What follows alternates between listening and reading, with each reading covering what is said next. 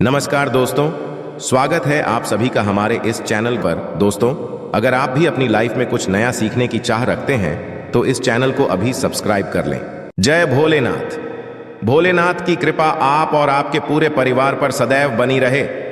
दोस्तों, आज की इस खास वीडियो में जानेंगे कि आखिर मुख्य द्वार पर जल छिड़कने का समय क्या होता है और सही विधि क्या होती है।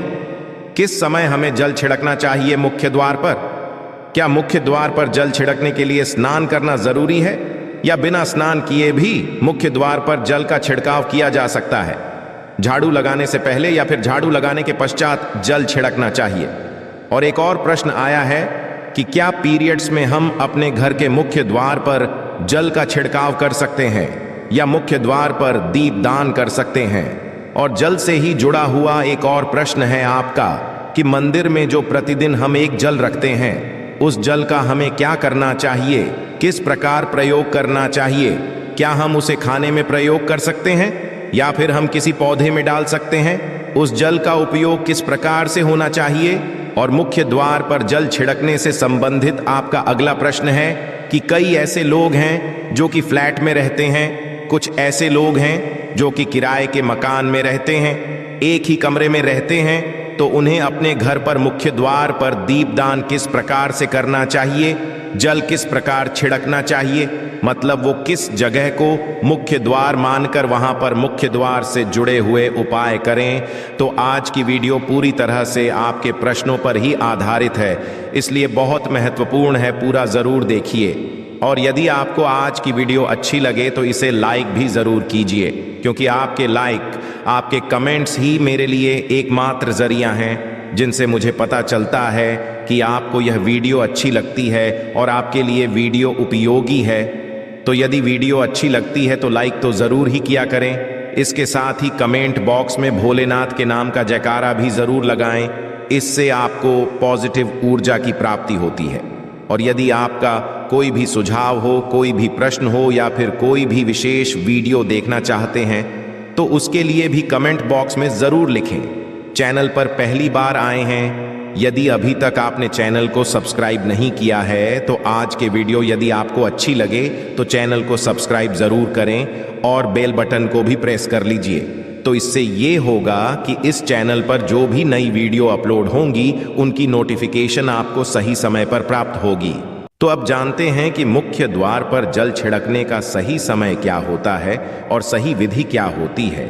तो देखिए, यदि आप मुख्य द्वार पर जल छिड़कते हैं तो आपको ध्यान रखना है कि जल आप एक दिन पहले ही, मतलब रात को सोने से पहले, एक पात्र में, कोई भी आप पात्र सकते हैं, जैसे कि आप एक तांबे का भी पात्र ले सकते हैं।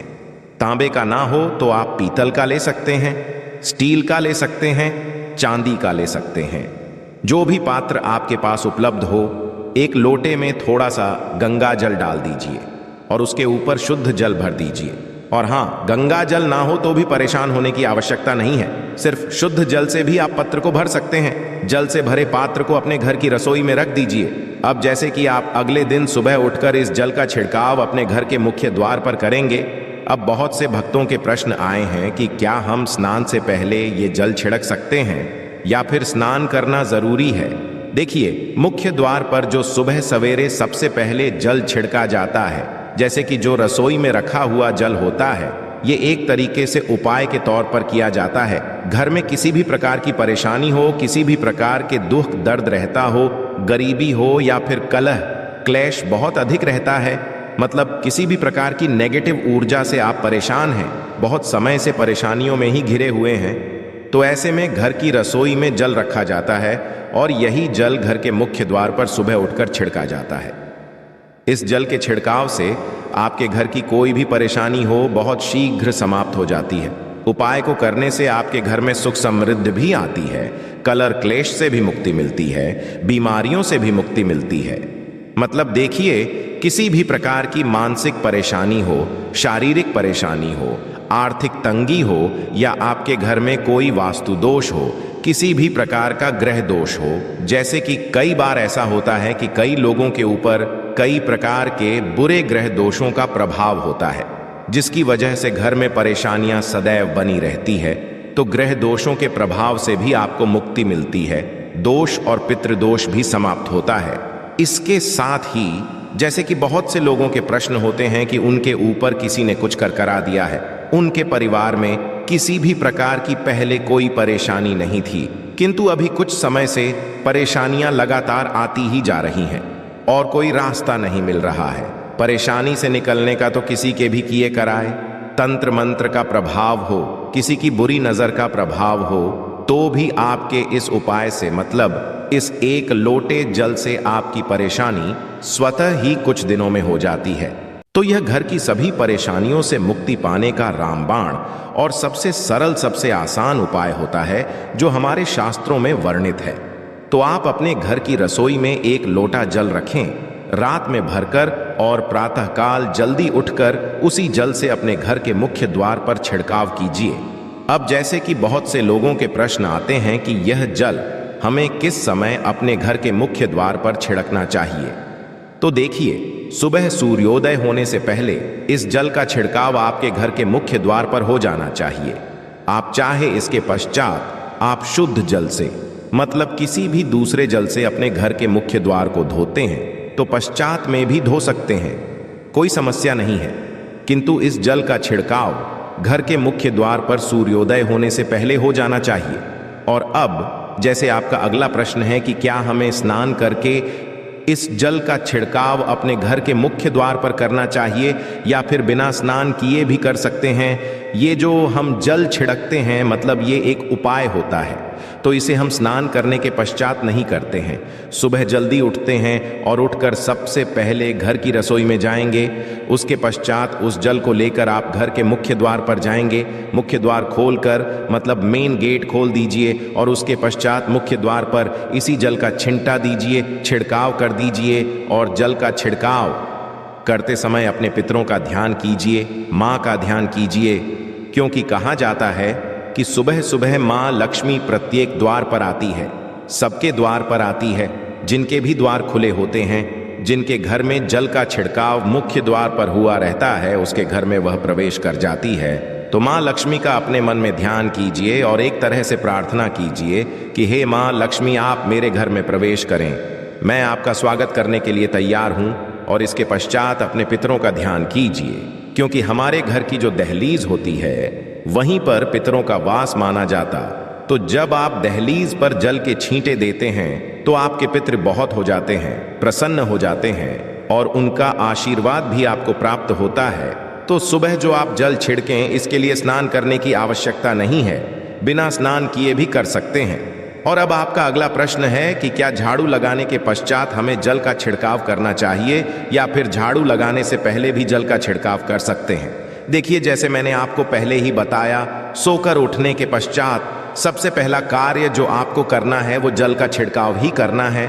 उसके पश्चात आप झाड़ू लगा सकते हैं, किंतु एक चीज का ध्यान रखिए, जब हम सोकर उठते हैं तो सबसे पहले बिस्तर पर बैठे हुए ही अपने दोनों हथेलियों को जोड़कर और दोनों हथेलियों को सामने से जोड़कर पूरी हथेली को देखा जाता है, उसमें माँ लक्ष्मी का ध्यान किया जाता है। उसके साथ ही पंच देवताओं का ध्यान किया जाता है। देवता कौन कौन से होते हैं? माँ दुर्गा, भगवान शिव, भगवान श्री हरि विष्णु, गणपति गजानन और भगवान सूर्य देवता। पंच देवताओं का ध्यान हम अपने हाथों में ही करते हैं, हथेलियों में ही करते हैं। करा करें। वास्ते लक्ष्मी कर्मदेह, सरस्वती करमूले, तू गोविंदा प्रभाते प्रदर्शन। हम इस मंत्र का उच्चारण आप चाहें तो कर सकते हैं, नहीं करते हैं तो भी कोई बात नहीं। अपने इष्ट देवता का और पंच देवताओं का ध्यान अपनी हथेलियों में कर लीजिए। उसके पश्चात दोनों हाथ जोड़कर सभी देवी देवताओं को प्रणाम किया जाता है और उसके पश्चात अपने हाथ से पृथ्वी का स्पर्श करते हैं, धरती को छूकर प्रणाम करते हैं 2 बार या 3 बार और उसके पश्चात अपना दाहिना पांव पृथ्वी पर रखते हैं, धरती पर रखते हैं। उसके पश्चात ही बाकी के जो सभी कार्य होंगे वो उसके पश्चात ही किए जाएंगे। जल का छिड़काव आप उसके पश्चात ही करेंगे। सुबह उठने के पश्चात सबसे पहले हथेलियों के दर्शन, फिर धरती को प्रणाम कीजिए, फिर धरती पर पैर रखिए और उसके पश्चात रसोई में जाकर आपको जल लेना है और घर का मुख्य द्वार खोलकर मुख्य द्वार पर जल का छिड़काव करना है। माँ लक्ष्मी का और अपने पितरों का ध्यान करना है। उसके पश्चात आप अपने घर में आ जाएंगे और उसके पश्चात जो भी आपके रूटीन वर्क होते हैं, मतलब झाड़ू लगाएंगे या फिर आप स्नान करेंगे, ये सभी उसके पश्चात किए जाएंगे। और अब जैसे कि कई लोगों के प्रश्न आते हैं कि जब हम जल का छिड़काव करते हैं, क्या उसी समय हम घर के मुख्य द्वार पर झाड़ू लगाकर और पानी डालकर क्या हम मुख्य द्वार की अच्छे से सफाई कर सकते हैं? जी हाँ, बिल्कुल कर सकते हैं। पहले आप जो रसोई में रखा हुआ जल है उस जल का छिड़काव कर दीजिए। उसके पश्चात और भी पानी डालकर, मतलब यदि आपके पास जल और उपलब्ध है तो और जल, और घर के मुख्य द्वार की अच्छी तरह से झाड़ू से या कैसे भी सफाई कर सकते हैं। और कई लोगों के प्रश्न आए हैं कि हम किसी फ्लैट में रहते हैं या फिर किसी ऐसे कमरे में रहते हैं, किराए के कमरे में, कि हमारे पास एक ही कमरा है, तो हम जल का छिड़काव या फिर दीपदान कहाँ पर करें? किसी हम अपना मुख्य द्वार माने। देखिए, जो आपका अपना कमरा है या फिर जो फ्लैट है आपका, जहाँ पर आपका नेलेट लगा हुआ है, आप उसी स्थान पर दीप दान करेंगे और उसी स्थान पर आपको जल का छिड़काव करना है। मतलब जहां पर आपका यदि एक ही कमरे का मकान है तो आपके कमरे का जो दरवाजा है वहीं पर आपको थोड़ा सा जल छिड़कना है और वहीं पर आप दीपदान भी करेंगे। जो कि मुख्य द्वार से जुड़े हुए उपाय होते हैं वो आप अपने घर के, मतलब जो अपना कमरा है उसके बिल्कुल दरवाजे के पास ही करेंगे। और आपका अगला प्रश्न है कि क्या पीरियड्स में हम अपने घर के मुख्य द्वार पर जल का छिड़काव कर सकते हैं, दीपदान कर सकते हैं? देखिए, जल का छिड़काव करने के लिए पीरियड्स हो या ना हो उसे कोई फर्क नहीं पड़ता, आप जल का छिड़काव कर सकते हैं। रही बात दीपदान की, तो दीपदान देखिए कार्मिक पूजा में आ जाता है और कार्मिक पूजा हम बिना शुद्ध हुए नहीं कर सकते हैं। मतलब पीरियड समाप्त होने के पश्चात ही आप कर सकते हैं। बाकी जल का छिड़काव आप कभी भी कर सकते हैं, मैं भी कर सकते हैं, कोई समस्या नहीं है। और अब आपका प्रश्न है कि क्या मंदिर में जो हम जल रखते हैं क्या वो रखना जरूरी है, और यदि हम रखते हैं तो उस जल का क्या करें? देखिए, मंदिर में जल रखना बहुत जरूरी है। जल एक ऐसी चीज होती है जिसमें सभी प्रकार की जो एनर्जी होती है ऑब्जर्व हो जाती है। तो जो हम पूजा पाठ करते हैं, मंत्रों का जप करते हैं या वहां पर प्रार्थना करते हैं, जो भी हमारे अपने मन की कामना भी कहते हैं, से तो सभी चीजें उस जल में समाहित हो जाती हैं। इसलिए पूजा करने से पहले घर के मंदिर में एक लोटा जल रखा जाता है और उसके पश्चात दीपदान, मतलब एक दीपक प्रज्वलित कर दिया जाता है। यह अग्नि और जल का एक तरह से बैलेंस भी हो जाता है और इसलिए शास्त्रों के अनुसार घर के मंदिर में एक लोटा जल भी सदैव होना चाहिए और दीपक भी प्रज्वलित करना चाहिए। तो अब इस जल का करना क्या चाहिए? देखिए, हम जल रखते हैं, सुबह की पूजा में रखते हैं, मतलब सुबह जो हम पूजा करते हैं प्रातः कालीन पूजा, उस समय जल रखा जाता है और वो जल हम अगले दिन उठाते हैं। मतलब जब आप अगले दिन पूजा करने जाते हैं, स्नान इत्यादि करने के पश्चात तो आप उस जल को उठाते हैं। सबसे पहले तो उस जल का प्रयोग सुन लीजिए। आप अपने घर के सारे कमरों में, मतलब पूरे घर में उस जल का छिड़काव करते हैं। इससे आपके घर का शुद्धिकरण हो जाता है, क्योंकि वो बहुत ही पॉजिटिव एनर्जी से भरा हुआ जल होता है। उस जल का छिड़काव करने से किसी भी प्रकार की नेगेटिव ऊर्जा का प्रवेश आपके घर में नहीं होता। किसी भी प्रकार की परेशानी आपके घर में हो, यदि आप नियमित तौर पर उस जल का छिड़काव करें अपने घर में, तो निश्चित ही आप परेशानियों से मुक्ति पा जाते हैं। कि ये कराएं, तंत्र मंत्र के प्रभाव से मुक्ति पा जाते हैं। इसका उपाय आप कर सकते हैं। जैसे कि घर में कोई बीमार है तो आप इस जल को उस व्यक्ति को पीने के लिए दे सकते हैं।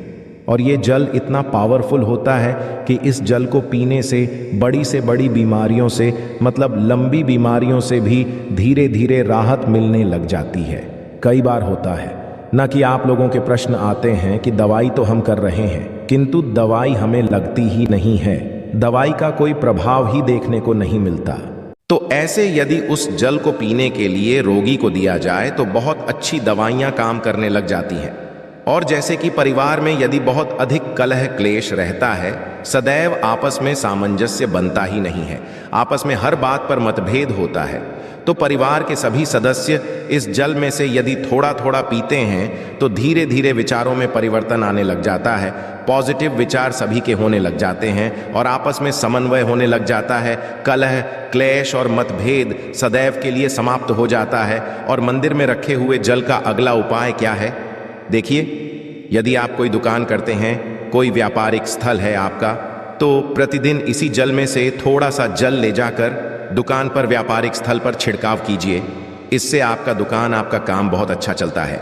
मतलब किसी भी प्रकार की परेशानी आपके व्यापारिक स्थल पर नहीं आती है, क्योंकि जैसा मैंने आपको बताया, ये जो जल होता है बहुत पावरफुल होता है, बहुत पॉजिटिव होता है। तो इस जल का करने से बहुत सारी परेशानियां स्वतः ही समाप्त हो जाती है। जैसे यदि आपके दुकान पर किसी की नज़र लगी है, बहुत से लोगों के प्रश्न आते हैं कि हमारे काम को किसी ने बांध दिया है। मतलब किसी की बुरी नज़र ऐसी लग गई है कि पहले तो दुकान बहुत अच्छी चलती थी, अब नहीं चल रही है। तो आप इस उपाय को कर सकते हैं। निश्चित ही बहुत जल्द ही आपको परेशानियों से मुक्ति मिल जाती है और दिन दूनी रात चौगुनी आपके व्यापार में तरक्की होती है। और है मंदिर में रखे हुए जल को आप अपने घर की रसोई में खाना बनाने में, पीने में भी प्रयोग कर सकते हैं। किंतु खाना बनाने में प्रयोग तभी कीजिए जबकि आपके घर में बिल्कुल सात्विक भोजन बनता हो, मतलब लहसुन, प्याज। यदि आपके घर में बनता हो तो खाना बनाने में इस जल का प्रयोग नहीं किया जा सकता है। फिर आप इस जल को थोड़ा थोड़ा परिवार के सदस्य मिलकर ग्रहण कर सकते हैं और बचे हुए जल को आप अपने घर में पौधों में डाल सकते हैं। तो देखिए, ऐसा नहीं है कि मंदिर पर रखा हुआ जल बेकार होता है, किसी काम का नहीं होता है। बहुत सारे उपयोग इस जल के होते हैं। यदि हम सही तरीके से प्रयोग करें तो अपने जीवन की बहुत सारी परेशानियों का समाधान मात्र इस एक लोटे जल से हम कर सकते हैं। तो ध्यान रखिए कि मंत्रों से अभिमंत्रित जल बहुत महत्वपूर्ण होता है, बहुत शक्तिशाली होता है। और हमारे घर के मंदिर पर रखा हुआ जल देवताओं का आशीर्वाद होता है, क्योंकि पूरे समय वह देवताओं के पास होता है। देवता वहां पर रहते हैं, तो उस जल में हर प्रकार की शक्ति समाहित होती है, जो कि पॉजिटिव शक्तियां होती हैं। और इस जल का प्रयोग यदि हम सही तरीके से करते हैं, मतलब उसको पीने में करते हैं, खाना बनाने में करते हैं, घर में जल का छिड़काव करने में करते हैं, तो इससे हमारी समस्याओं का समाधान होता है। और यदि कोई भी कार्य नियमित तौर पर, मतलब प्रतिदिन किया जाता है, तो उसका हमें लाभ प्राप्त होता है। कभी कभी तो निश्चित ही आपको उतना लाभ दिखाई नहीं देगा, किंतु यदि आप नियम बना लेंगे कि हर रोज उसी जल से घर में छिड़काव करना है, घर में प्रत्येक व्यक्ति को थोड़ा थोड़ा पीने के लिए देना है, बचे हुए जल को पौधों में डाल दीजिए, दुकान पर छिड़क दीजिए, अपने घर के व्यापारिक स्थल पर छिड़काव कीजिए, बच्चों की बुक सेल्स में, अपने घर की तिजोरी में, हर जगह इस जल का छिड़काव कीजिए और नियमित तौर पर कीजिए। चमत्कार आपको निश्चित ही देखने को मिलेगा। इसी प्रकार से जो रसोई में रखा हुआ जल होता है, उसका छिड़काव अपने घर के मुख्य द्वार पर कीजिए, तो इसका भी आपको लाभ बहुत ही शीघ्र दिखाई देगा। किंतु इसे अपने रूटीन में शामिल करना होगा, प्रतिदिन नियम से यह कार्य करना होगा, तभी आपको लाभ देखने को मिलेंगे। और हाँ, कई लोगों के प्रश्न आते हैं कि मंदिर पर जो रखा हुआ जल होता है, तो जब हम अगले दिन उठाते हैं तो उसमें कई बार कुछ चीज़ें पड़ जाती हैं, ही कीड़े मकोड़े पड़ जाते हैं। क्योंकि खुला होता है तो क्या हम उसे ढक सकते हैं?